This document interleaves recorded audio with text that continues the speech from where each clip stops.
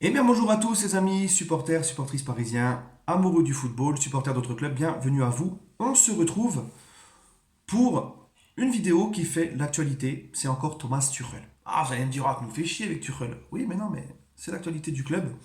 Et c'est très intéressant puisque RMC nous annonce que, bon, Tuchel va être maintenu par le Paris Saint-Germain.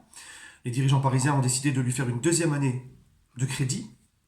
Par contre, elle n'aura pas le droit à l'erreur. Et que Tuchel va durcir son management. Voilà, il va durcir le management. Il a déjà commencé à durcir le ton, c'est-à-dire il a enlevé les 2 jours de repos après PSG Nice, il leur a donné des séances d'entraînement et selon RMC, il commence déjà à prendre des distances avec ses joueurs. Vous connaissez mon avis, les amis. Je ne vais pas changer d'avis comme ça du jour au lendemain. Je vous l'ai toujours dit, je vous le répète. Je ne vais pas répéter ce que j'ai dit dans mes vidéos précédentes. Pour ceux qui ne pas vu, qui n'ont pas vu mes vidéos précédentes, je vous invite à aller voir mes vidéos bilan sur Tuchel, Mourinho, l'homme qui pour moi est le mieux adapté au PSG. Je ne vais pas me répéter, vous connaissez mon avis. Pour moi, donner une deuxième saison à Tuchel avec un tel bilan, c'est une erreur. Et je le dis toujours et encore aujourd'hui. C'est une erreur. Pour moi, c'est une erreur. Même en changement de management, on va y revenir. À l'époque, je disais qu'Emery ne méritait pas une deuxième saison après la remontada. Il a eu une deuxième chance, on connaît la suite. Huitième de finale des champions, il gicle. On gicle, l'année d'après face au Real, on ne franchit pas les huitièmes. Voilà. En faisant un non-match au match retour au Parc des Princes. Et on perd à Bernabeu à cause d'un mauvais coaching de sa part. Donc j'estime que Tuchel c'est pareil. Après un tel bilan face à Manchester en Ligue des Champions, parce qu'encore une fois, le baromètre le plus important pour juger le bilan du PSG, c'est la Ligue des Champions. Hein, dans une Ligue 1 où il n'y a pas de concurrence, etc. Je ne vais pas revenir non plus là-dessus. Donc je pense que pour ma part, Tuchel, pour moi, ne mérite pas non plus une deuxième chance au Paris Saint-Germain. Alors on va me dire, oui, mais on ne peut pas changer tout d'entraîneur. Mais les gars, comme je vous l'ai dit, pour avoir la stabilité, etc., il faut un minimum de bilan. Oui, Tuchel n'est pas le seul responsable. Il y a aussi, tout le monde est responsable. Antero Henrique, Nasser, Lemir et Tuchel. Mais dédouaner toute responsabilité, enfin toute erreur à Tuchel, dire qu'il n'a aucune erreur, aucun défaut, et que lui, il est excusé de partout, ça c'est une supercherie sans nom. Pour moi, c'est du fanatisme. Ils ont tous une part de responsabilité. Et Tuchel en premier. Pourquoi Tuchel en premier, les gars? C'est lui qui est au quotidien avec son groupe. C'est lui qui vit tous les jours avec eux. C'est lui qui doit trouver les mots pour les rebooster, les remobiliser psychologiquement. C'est lui qui met en place les compos, les tactiques. Parce que lui aussi a eu beaucoup d'erreurs sur la deuxième saison de coaching. Très très très moyen. Vraiment des erreurs, des grandes erreurs sur le coaching. Et par rapport à son management, aucune autorité sur son groupe. Euh, voilà. Donc pour moi, ce n'est ce n'est pas l'homme de la situation. Comme je vous l'ai dit, j'aurais voulu que le PSG le remercie et qu'il parte dans un autre club avec un contexte différent que le PSG, avec des dirigeants qui communiquent plus, avec un peu plus de sérieux, des mecs avec des vestiaires plus faciles à gérer, avec des mecs qui ont déjà la défaite de la haine, qui ne sont pas au club med. Voilà, un club plus sérieux, on va dire, hein, parce que là, le contexte parisien, il est vraiment, on le connaît tous. Et pour ma part, Tuchel n'est pas fait pour gérer ce vestiaire. Regardez, donc, pardon, excusez-moi, donc je finis. Donc je voulais que le PSG prenne un grand coach qui a l'habitude de gérer les différents joueurs dans un vestiaire. Bah oui, parce que tu as différents joueurs, tu as des mecs qui marchent à l'affectif. Un mec comme Neymar, par exemple, il va marcher à l'affectif. Tu peux faire des câlins et des bisous avec lui, il n'y a aucun problème. Tu sais que le mec sur le terrain, c'est un gagnant. Tu n'as pas besoin de le booster et d'être dur avec lui pour lui faire comprendre qu'il faut gagner.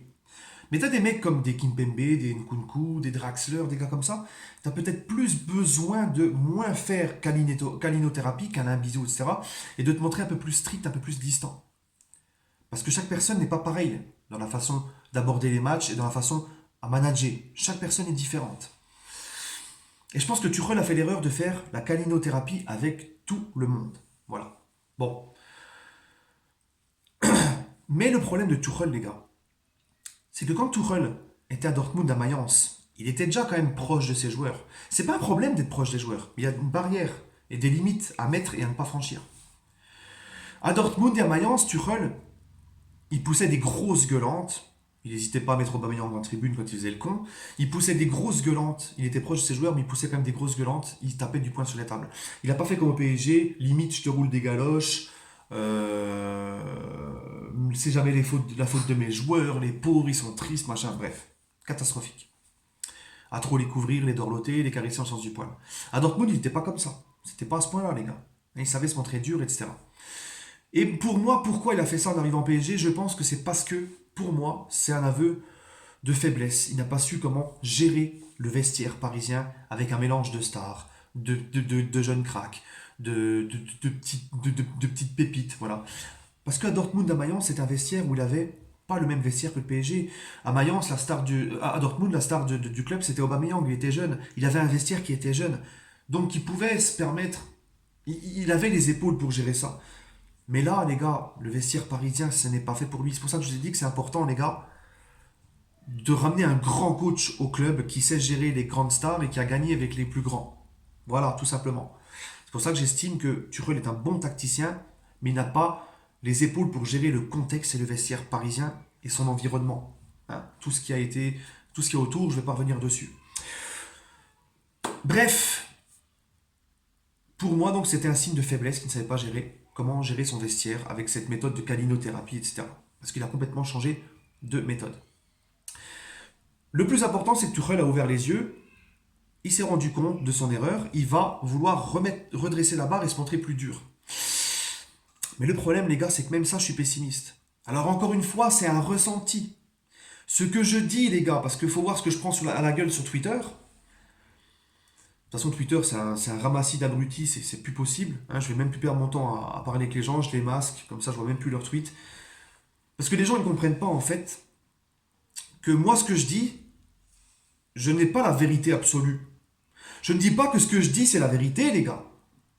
C'est un ressenti que j'ai. Je donne un ressenti. Ça ne veut pas dire que j'ai raison, ça ne veut pas dire que j'ai tort. C'est un ressenti. Pour moi, garder Tuchel une saison de plus, c'est une erreur. Il ne doit pas faire une deuxième saison avec un tel bilan. Et je suis persuadé qu'au Real, au Bayern ou au Barça, il ne fait pas une deuxième saison, Tuchel. Donc c'est mon ressenti. Et je pense aussi que c'est trop tard pour durcir son management, qu'il fallait le faire dès le début. C'est un ressenti. Et pour moi, je suis pessimiste s'il reste. Mais je peux me tromper. Et ça, les gens, ils ne le comprennent pas. Les gens, ils me disent, oui, on a hâte de voir quand tu vas retourner ta veste. Je peux me tromper, les gars. Je peux me tromper comme tout le monde. Les gens, ils disent, oui, culture de l'instant. Mais c'est comme ça, le football.